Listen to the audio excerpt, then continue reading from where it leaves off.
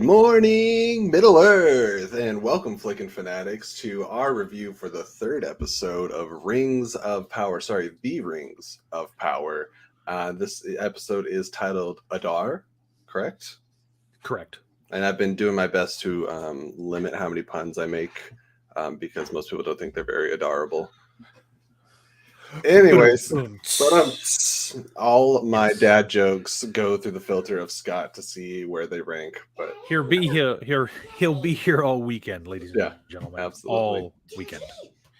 So we were, if you did not know, pretty big fans of the first two episodes. You can actually go back and watch those reviews. I guess it's one review because it dropped 2 episodes. We reviewed both of them. And then we also have an amazing video with Scott Fox and everything you need to know about Middle Earth, the Silmarillion, and all that good stuff going into this show. And that was really, really cool. If you didn't know, I'm Jesse Swift. This is Scott Fox. We are Flick and Reel, and this was previously our news and views show, but Tolkien takes precedence. So we're here to talk about episode 3. Scott, I know you have a reaction up, and it was glorious. I did watch it. It was a lot of fun, and as our co-host Sean Wingblade says, you do react better than anyone.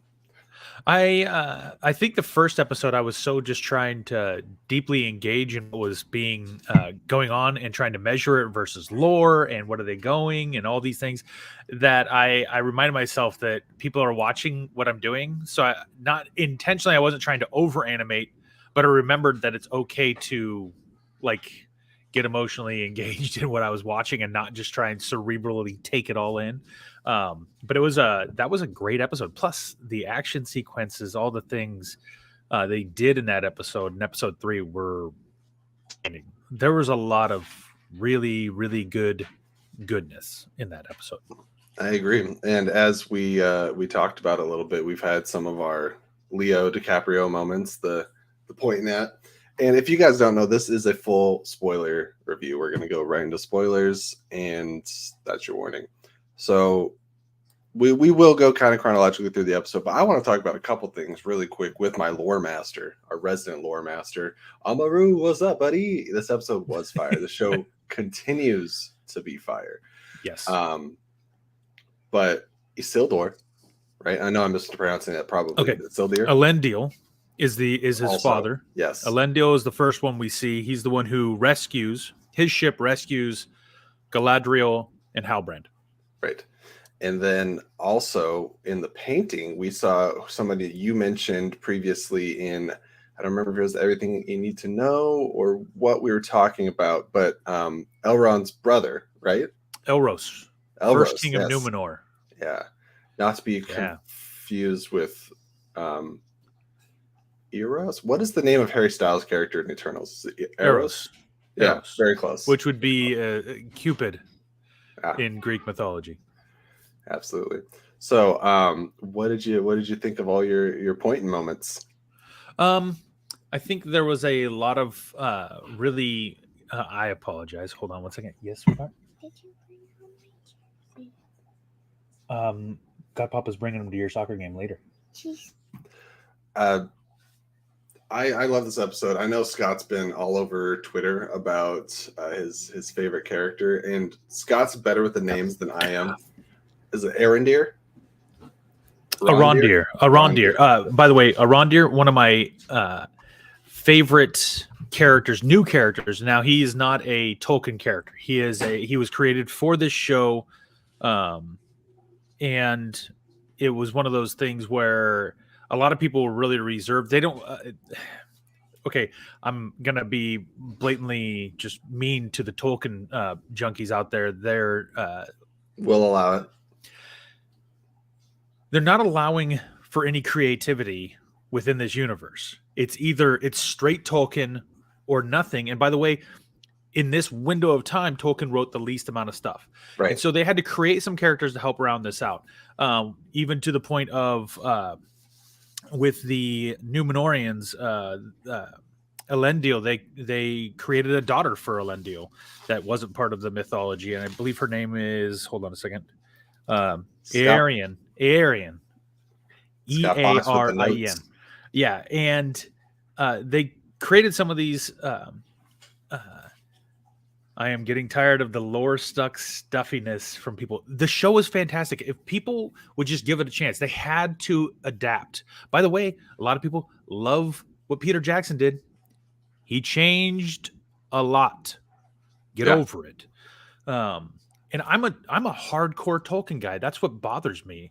And so I absolutely love this show because the things they've added are really solid. They're good ads. And Arondir is one of the best ones. His character is really coming around.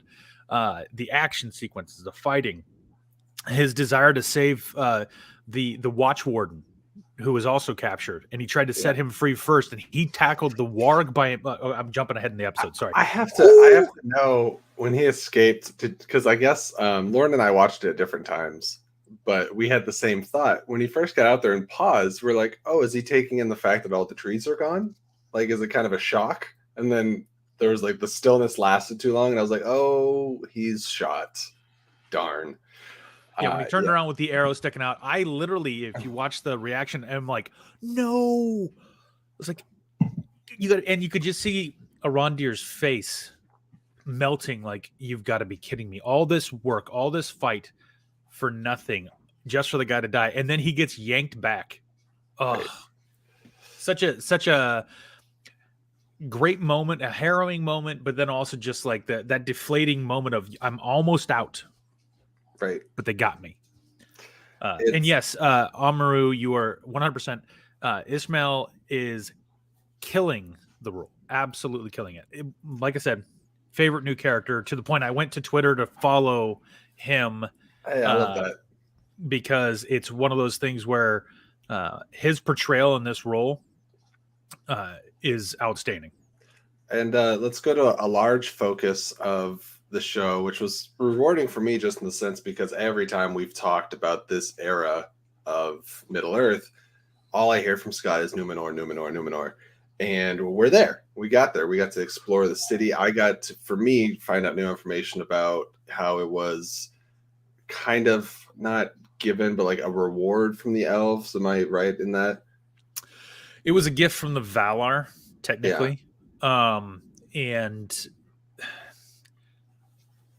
so you could kind of say it was from the elves. But it's not really. It was a gift from the Valar.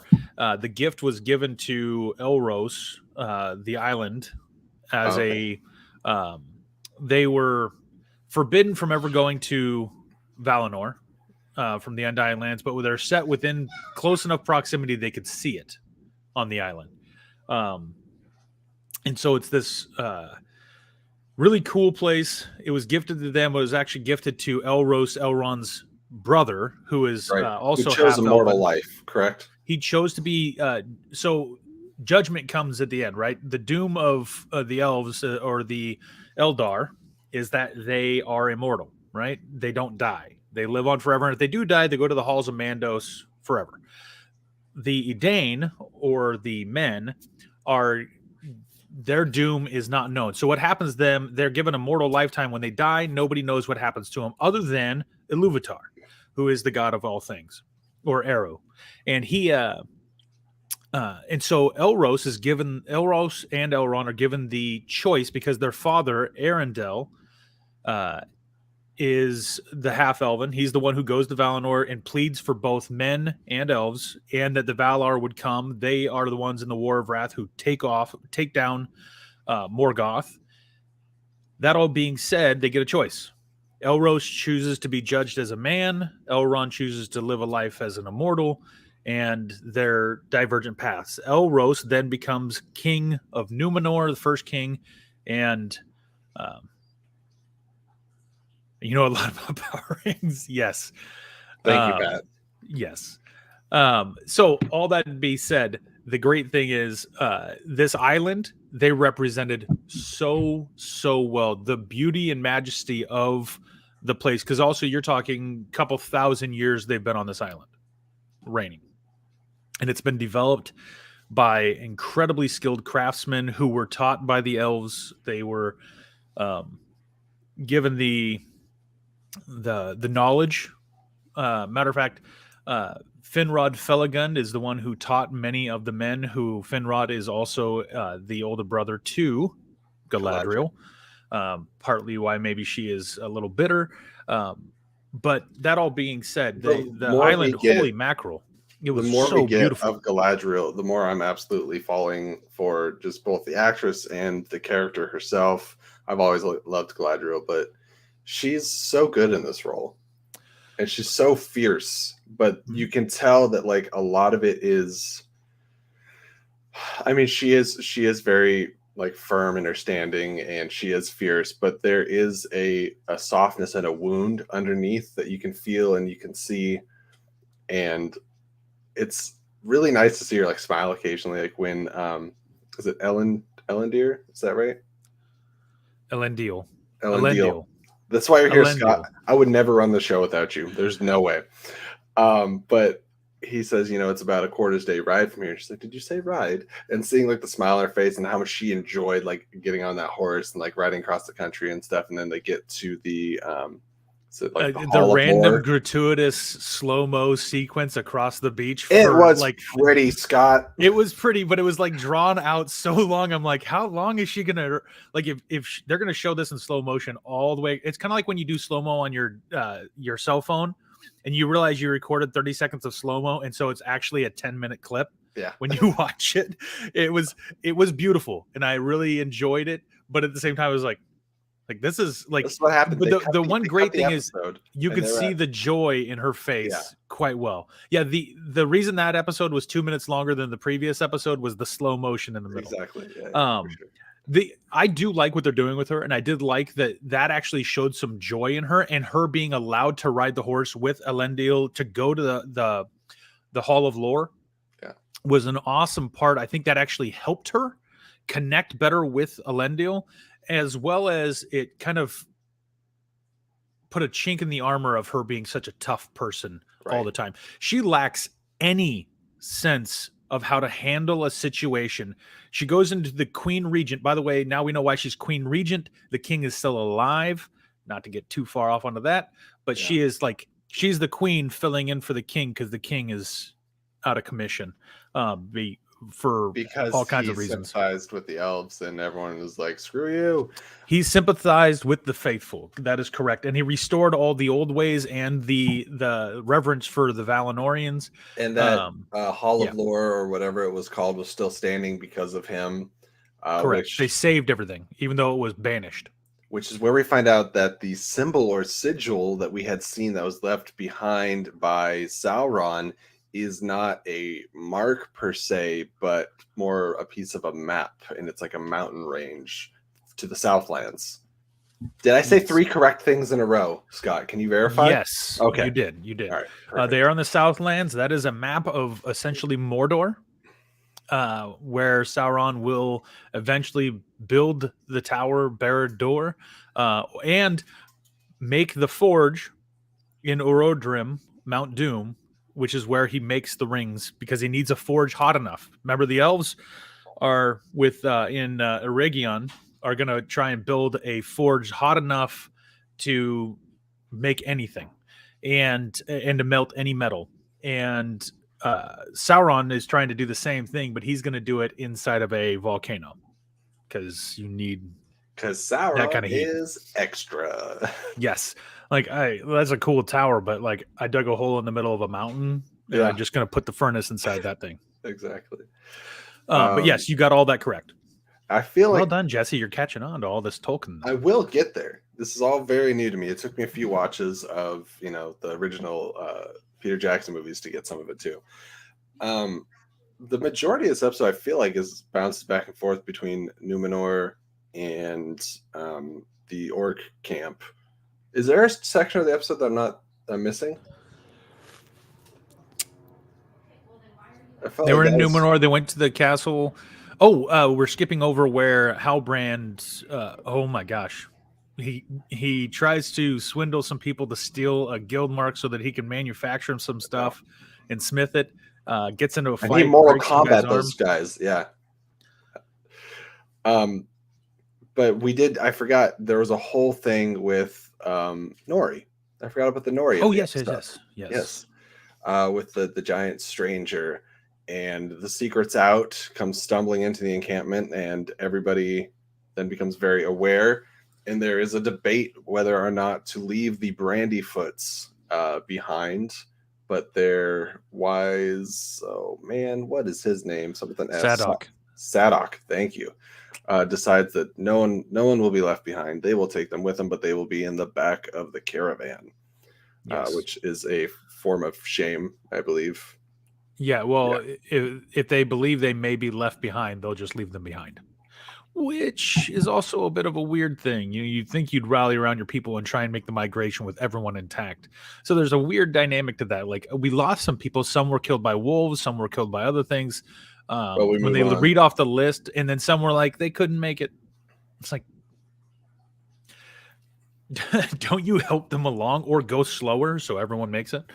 I don't know. But I thought it was a very poignant moment when they were reading them off, and everyone was repeating back the kind of back and forth. We wait for you. Oh, Yeah, such a great moment.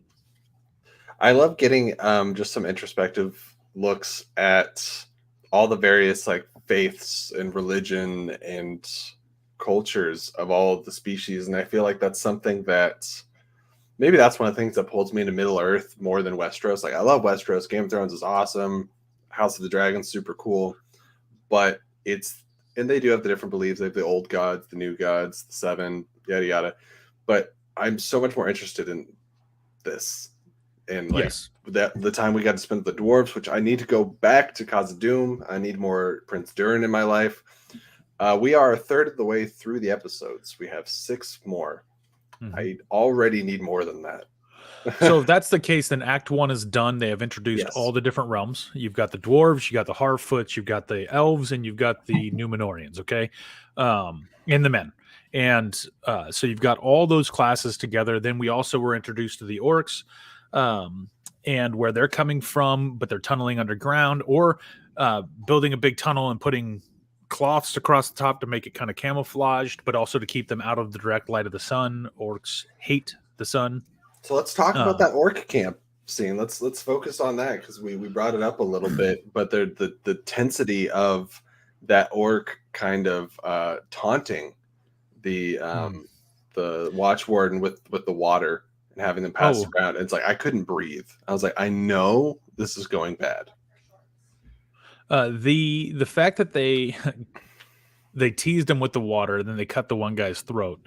But then they were also wanting him to cut down, like the tunnel went right through this ancient tree, and the watch warden's like, how are we not going? Like, that tree has been here in the earth longer than any of those people have been alive, and they tell him to cut it down. But Arondir's basically says, you know what, I'll do it. I don't want to lose any more lives. I'll take the sacrifice. I'll cut down the tree.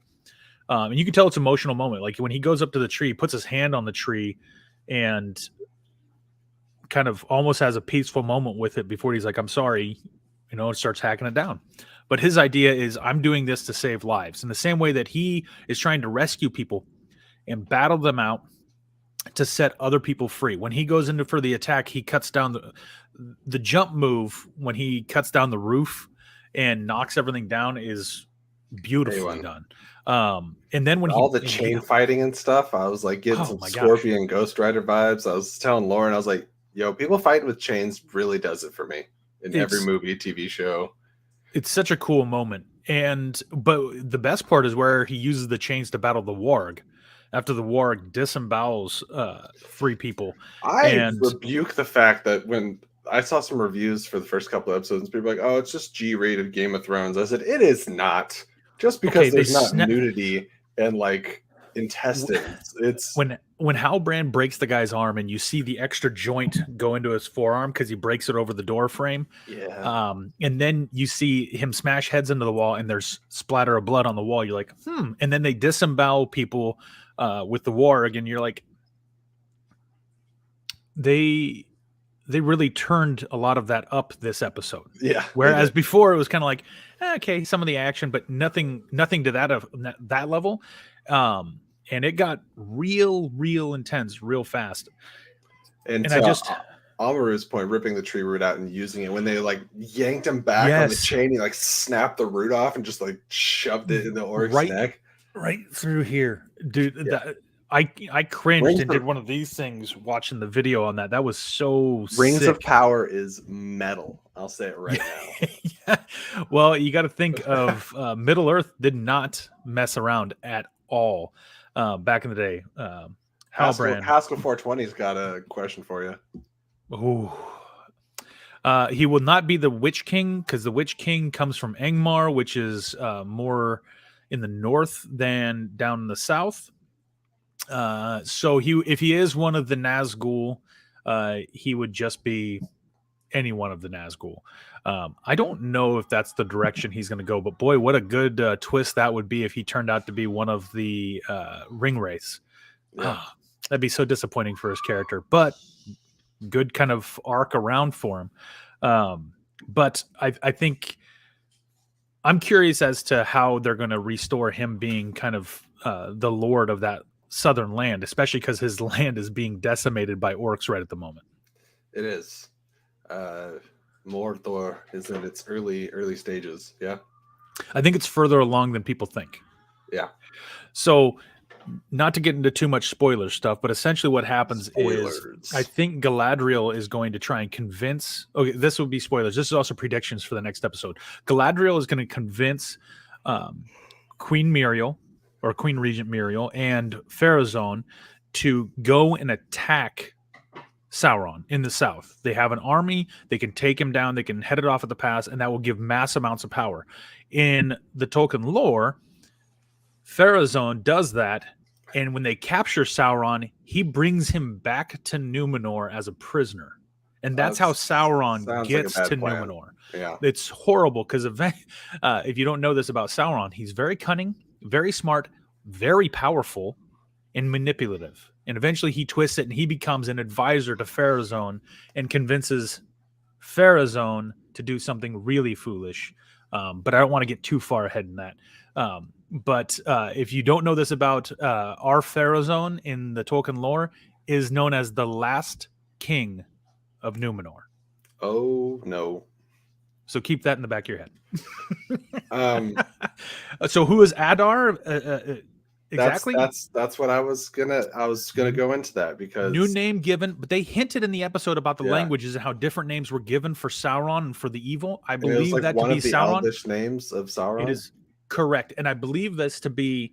I believe it is Sauron. Some people are saying they think it might be a dark elf, which is possible, even though there's very few dark elves really listed. Eol. I'm looking at that gauntlet, and I was like, that looks mighty like a Sauron gauntlet. Not only that, Sauron, you saw his face look more elvish. He presents himself as very good looking.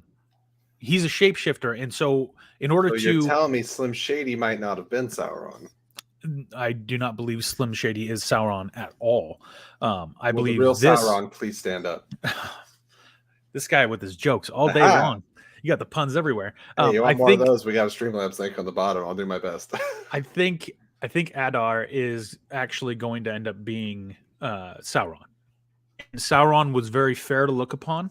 He was good looking. He is a Maiar. So if you think of the races in Middle Earth, the Valar.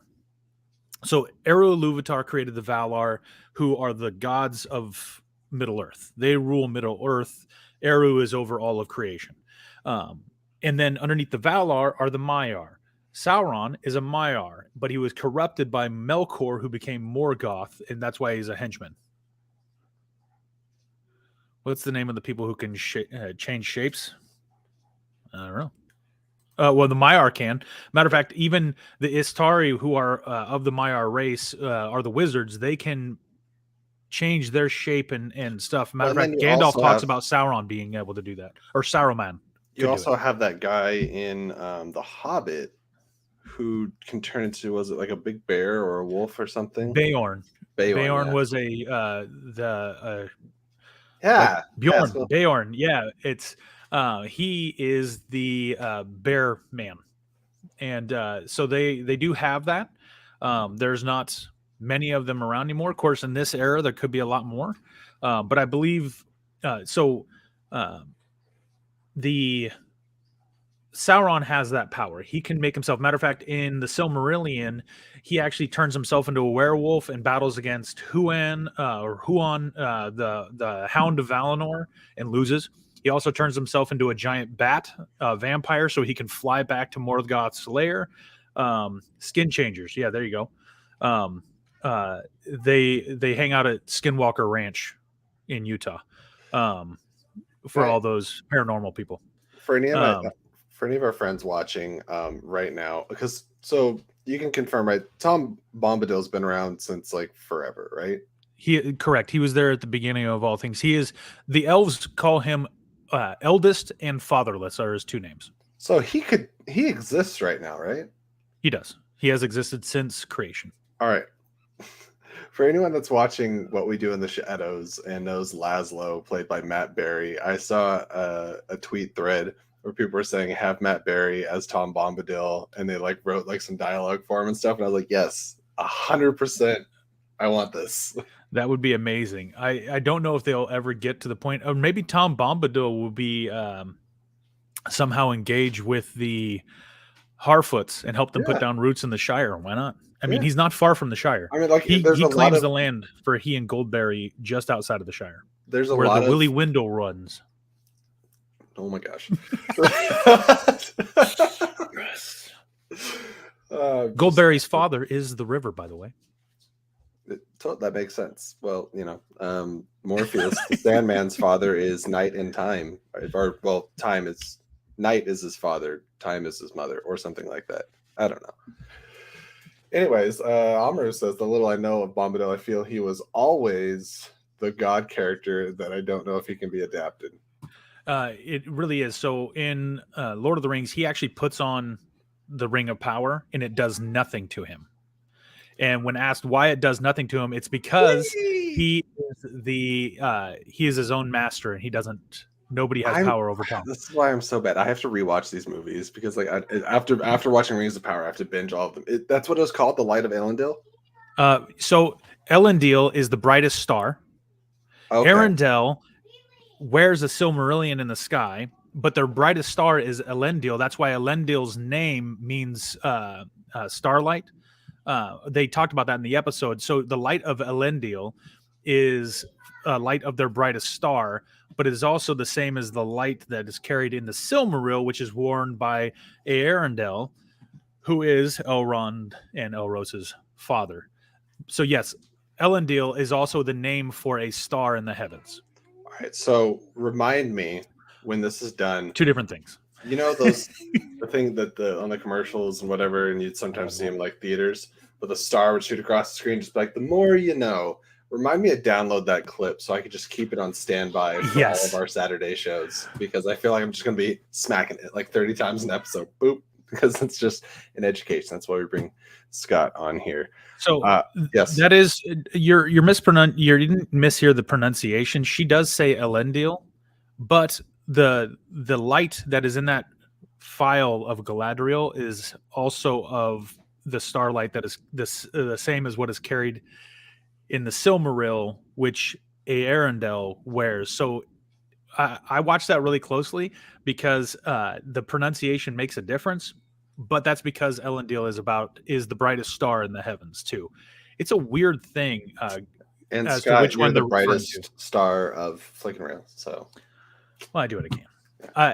I literally listen to Tolkien. I reread Lord of the Rings and the Silmarillion annually just to kind of make sure it's still fresh in my brain.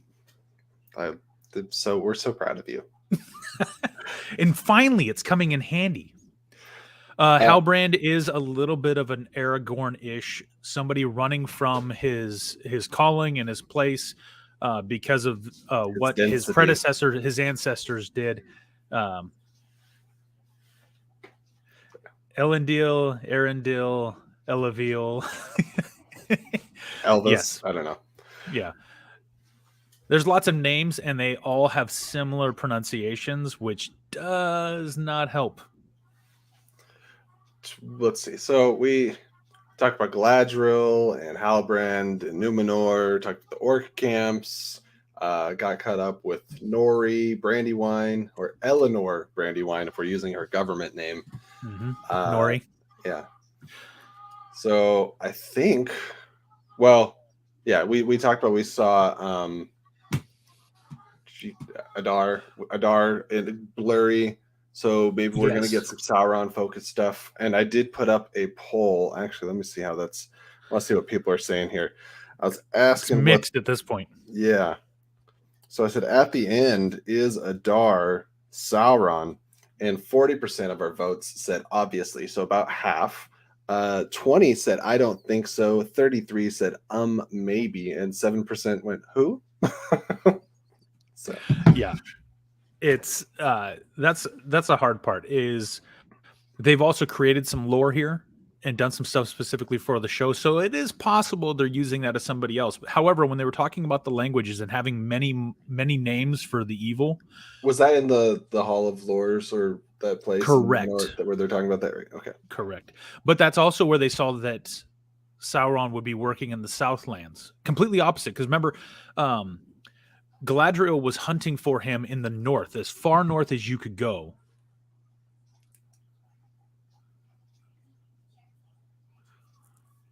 Do we It's like know? it's And a sign or just a warning for and her we're father. assuming that that's who she's talking to at the end, right? Because we don't actually see, the camera doesn't pan around for us. She does reference it as father, I Okay, believe. right. We just Yeah, don't know. We didn't get to see him. we didn't get to see him, but that her father is our Pharazôn, who is the far-sighted, who also, his name is Tar Palantir. Palantir means far-sighted, and the Palantir are those seeing stones where they could watch across Middle Earth. And he is far-sighted as he's able to see things that nobody else can see further. He can also read into things. He has foresight for future sight as well.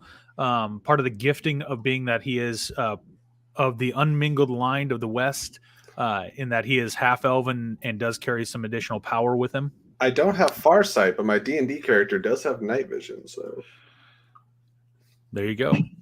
My son made a D&D character that's a half orc, and every time he tells me about it, I ask him what the other half is, and then I list off every animal I can think of. And he's like, "No, it's half human, half orc." I'm like, "Well, you just said half orc, so I assume the other half was a minotaur or yeah, something." a big orc. So yes, I believe that it is not just a warning; it is that he has seen something coming that will lead down this road. This is the changing of the guard. We got people falling from the sky. We got Mordor coming together. Sauron having his rise. It's a shifting time of the Second Age. Correct. And this is huge. And so it's one of those things where I think there's, I guess, knowing that they want to plan this out for multiple seasons, I guess the question is how far are they going to go in the next 6 episodes?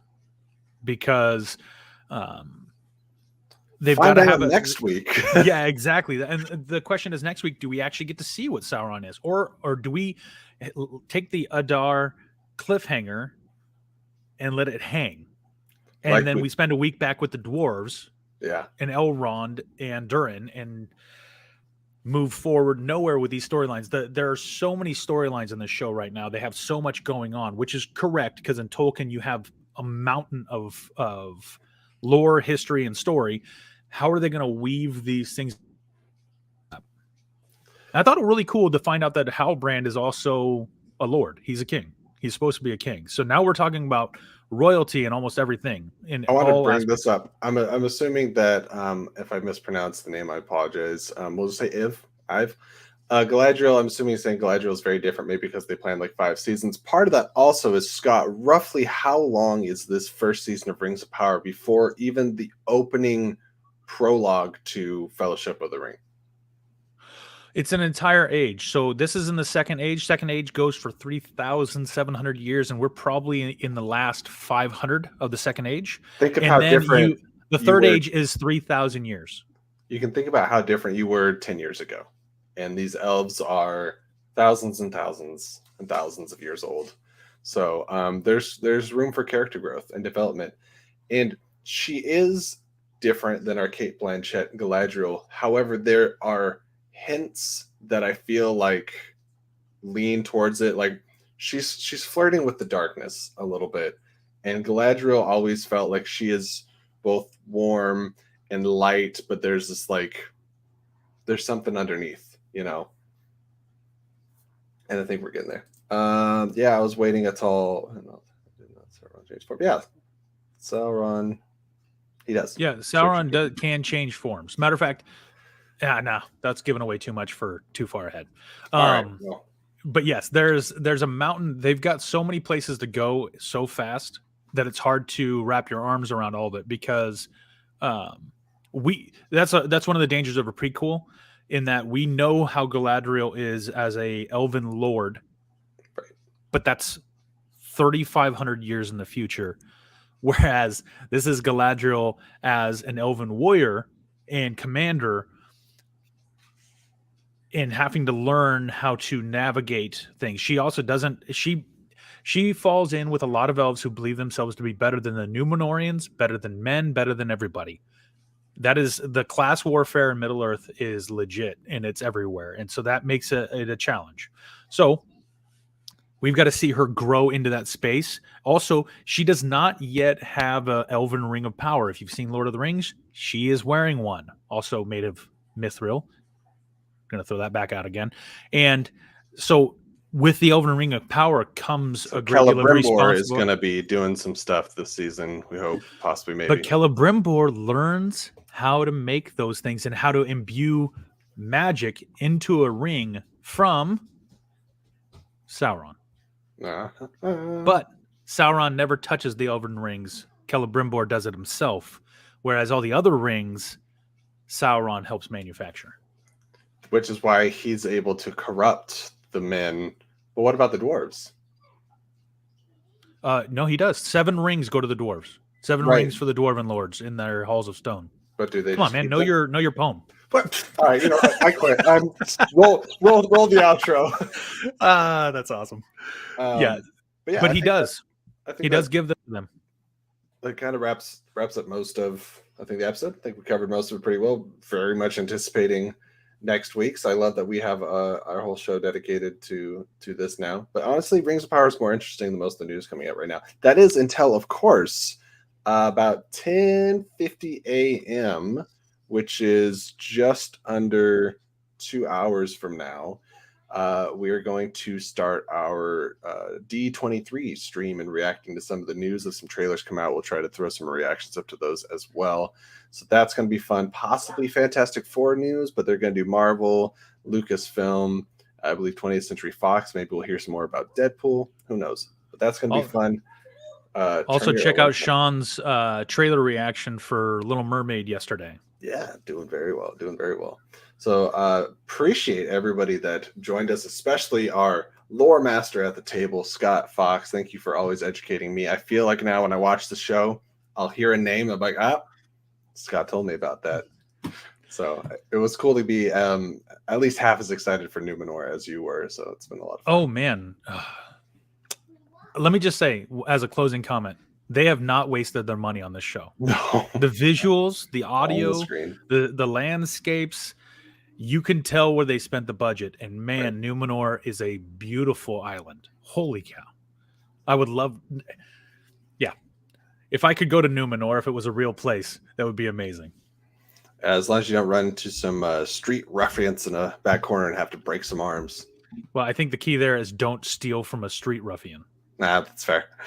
Well, I guess he wasn't even a ruffian; he was a guild member. But anyways, yes. All right, so that'll do it for this week's episode of Fox Talks, Rings of Power, Tolkien Talks. It's all those things. It's Scott geeking out with us, teaching us what he knows, and having a lot of fun doing it. So we'll see you next Saturday, probably at 9 a.m. when we discuss the Rings of Power, episode 4. Until then, thank you so much for joining us. Keep it real. Bye-bye.